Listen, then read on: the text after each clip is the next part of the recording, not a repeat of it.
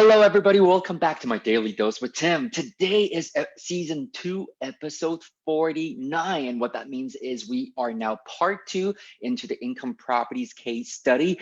For those of you, just to quickly clarify with you who have been watching this or binge watching this, because I've been told that a lot of you guys binge watch this like you binge watch Netflix. And I love that because, sometimes I think if you actually do that, it does make a whole lot more sense. There's a lot more continuity and there's more momentum. And that's the thing. After all, momentum is something that really gets the engine going, and it keeps the motion going as well. However, today is part 2, and I just want to let you know one of the biggest reasons, and I think last time I did mention that we've been having some internet challenges in the house as well, and so just wanted to make sure that everything is good before we come back here. However, more importantly, it's the fact that I've been getting so many responses and so many questions individually, and so I've been really focusing my time on making sure that every single one of you have been following all the content so far. It's not just really the case study portion. However, within income properties, I know a lot of you guys are saying that, oh my God, I didn't even know that these KPIs, key performance indicators, existed, because a lot of people, they tend to think that, hey, you know what, if I buy an income property or rental property for that matter, especially if it's brand new, as long as I make sure that my mortgage is covered, everything else is just okay. However, remember, we keep saying that whenever it comes to investing in anything, especially when you're using real estate as your main vehicle to create income streams and long-term wealth, you still want to make sure that priority number one is that every deal needs the cash flow.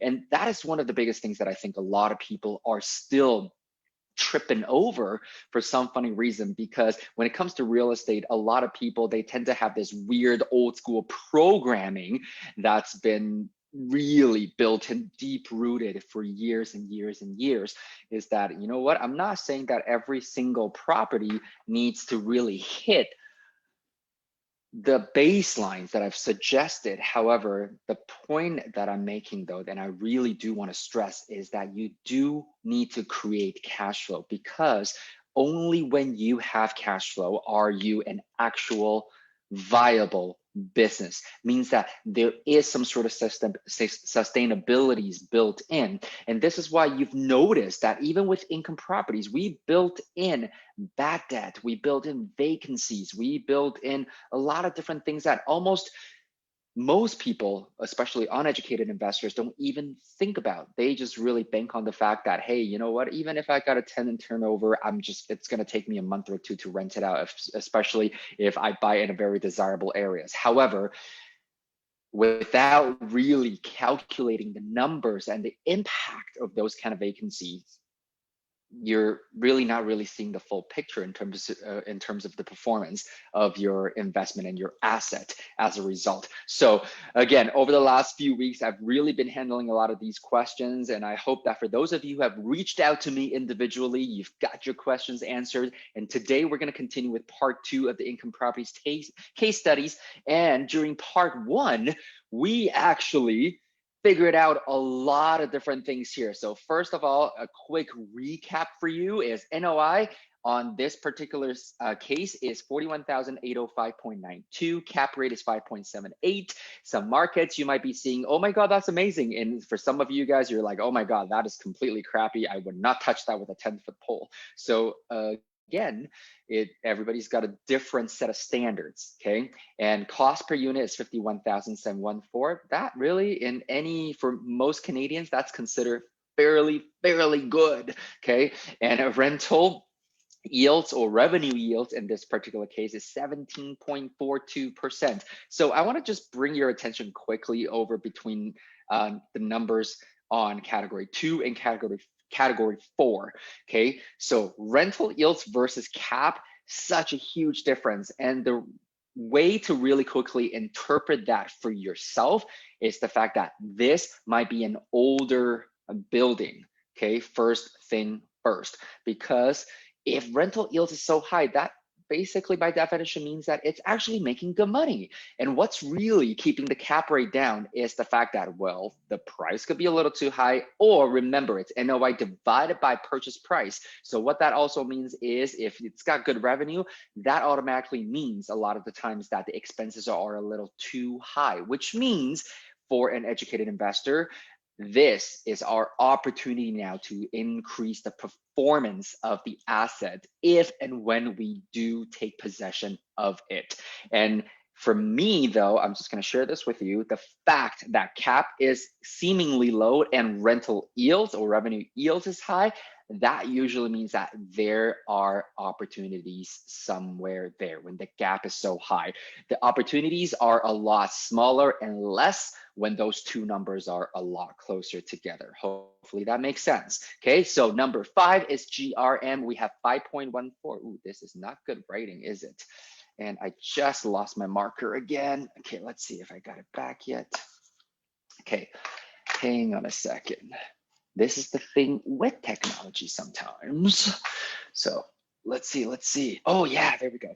Okay, so 5.74 is GRM, and we usually say we want it below 6. However, remember this number, this number, this number, they have a lot more to do with market performance rather than asset performance. And at the end of the day, asset performance is really what I'm looking for personally, okay? And bottom line here is that I actually wrote it down earlier already, is the fact that this is why I'm always going to be forever biased, is that every single person needs financial or investing education before they actually invest in any chosen vehicle. Why? Because it's not about making the biggest cash flow per month. It's also not about getting the best deal or making the highest return on investment or cash on cash return for that matter.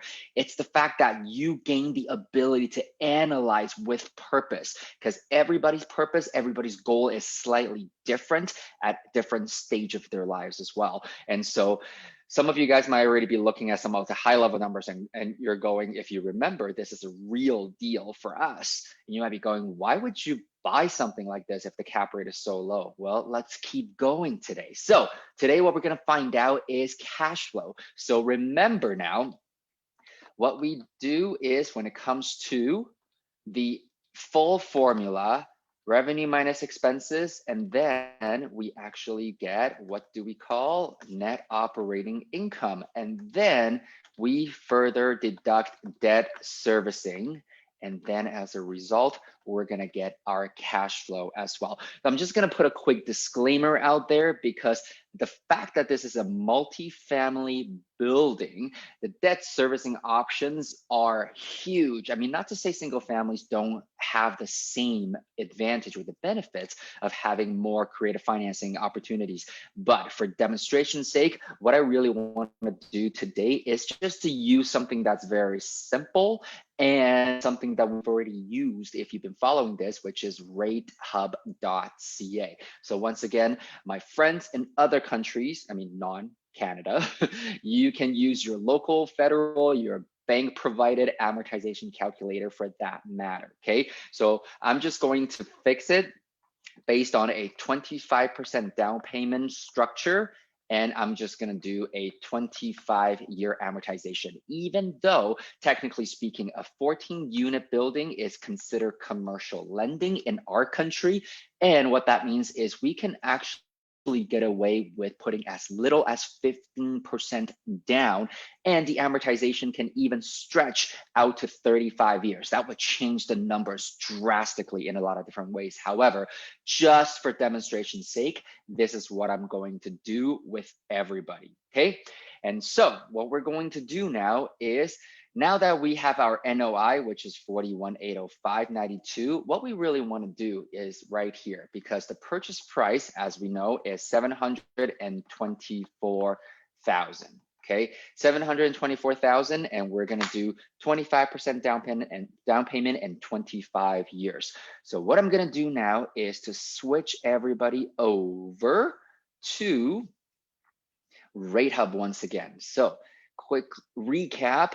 When you go onto ratehub.ca, just highlight or hover over mortgages right on top of the menu bar right there. And calculators, you can click on mortgage payment calculator, okay? Just hover over it, don't click into it, it makes it a lot easier. So asking price, we're just gonna say in this case, it's our purchase price of $724,000. Down payment, as we said earlier, is 25%. So that works out to be $181,000 right there. Mortgages required as a result is 543. And so we said 25 years of amortization. Now, the rates are incredibly low these days. Again, I don't care about what it says right there in terms of type, terms, and location at the moment. What I really want is to get the numbers for our monthly PI, so mortgage payment, principal, and interest. So in this case, now, here's the wild thing right now is the fact that we're literally seeing the lowest interest rate that anybody has ever experienced in the modern world. In Canada right now, again, I don't know which country you're watching this in and from right now. In Canada, on the residential side, there are lenders, major bank lenders that have just announced 5-year fixed rate at 0.99%. This is the very first time in Canadian history, Canadian mortgage history, that has ever happened, that there is a zero between the decimal point, or before the decimal point for that matter. And before this whole thing started happening, commercial interest rate, just in the last 2 months now, we're in December 2020. So between October and December and November 2020, I've had colleagues and other investor friends that have picked up multifamily leveraging commercial lending at 1.59% for 35 years. However, remember, I always like to underestimate my revenue and overestimate my expenses. And so when I'm overestimating my expenses, I'm also overestimating my debt servicing as a result, okay? Even though in this case, it's a separate category. So what I'm gonna do is I'm going to do let's just say 2.59 for now. How's that, okay?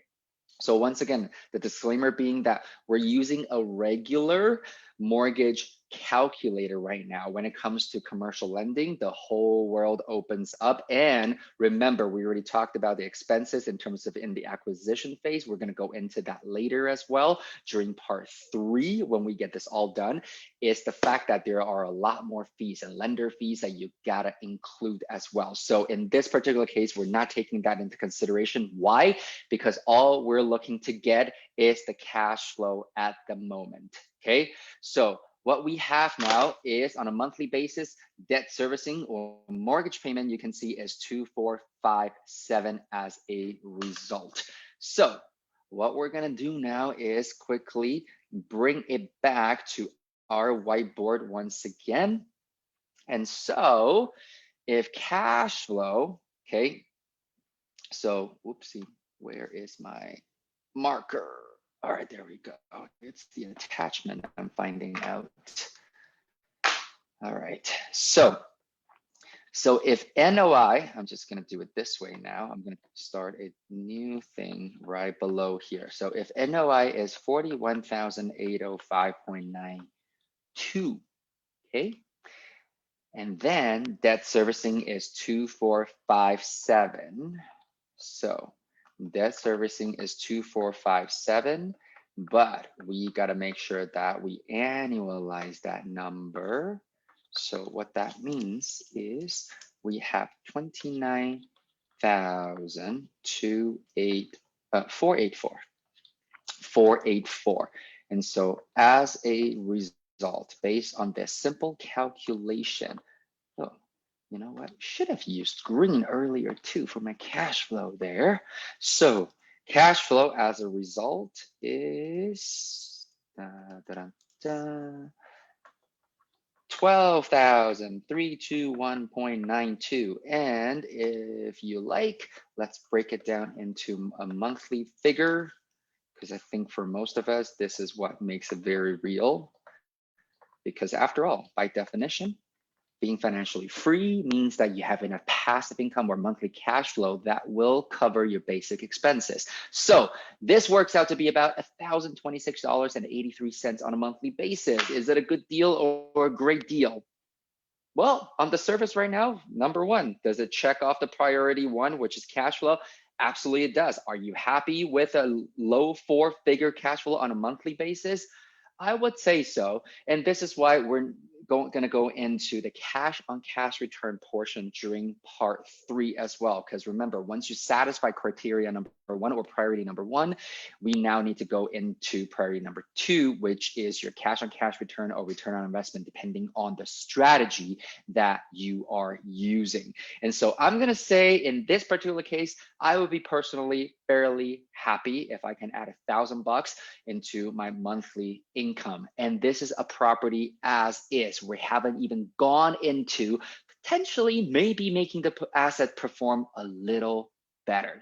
So that is what we're doing today. We figure out the cash flow on an annual basis and on a monthly basis. And hopefully that was a good recap for everybody, especially on Rate Hub as well. And then part 3, we're going to go into figuring out the entire acquisition cost, allowing us to figure out the cash on cash return on this case study. And then after that, we're going to get a little creative with things as well. And we're going to wrap up the season with some other real life case studies, what to do, what not to do. So I'm hoping that you enjoyed this episode as usual. And if you can share this video with anybody that you think can benefit from the content and the learning, I would greatly, greatly appreciate that. And with that said, have a great evening and live well, everybody. I will see you back here next time.